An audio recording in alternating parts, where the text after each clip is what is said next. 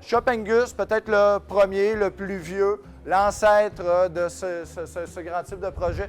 Grand terrain qui appartenait aux Canadiens Pacifique. Canadiens Pacifique annonce la fermeture des ateliers ferroviaires Angus à la fin des années 70 et vend le terrain à sa filiale, la Société Marathon, qui avait l'objectif, en fait le souhait de réaliser un centre commercial, le plus grand centre commercial de l'Est du Canada ou de l'Est de l'Amérique du Nord.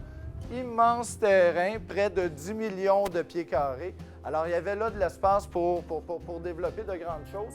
La rue Saint-Michel, qui partage le site à peu près en son centre, entre le boulevard Saint-Joseph et la rue Rachel, pour le placer géographiquement.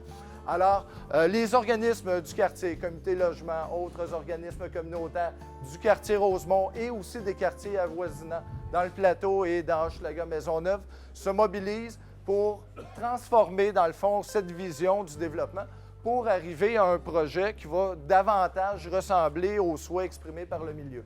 On va donc retrouver à terme, après de nombreuses années de lutte entreprises, je vous le dis, la fin des années 70, on va construire, 20 ans plus tard pratiquement, des coops, des OBNL et des HLM. Alors, on va retrouver sur ce site-là 1000 logements communautaires sur 2500 logements à peu près au total. Donc, grosso modo, 40 du parc de logements sera du logement social et communautaire.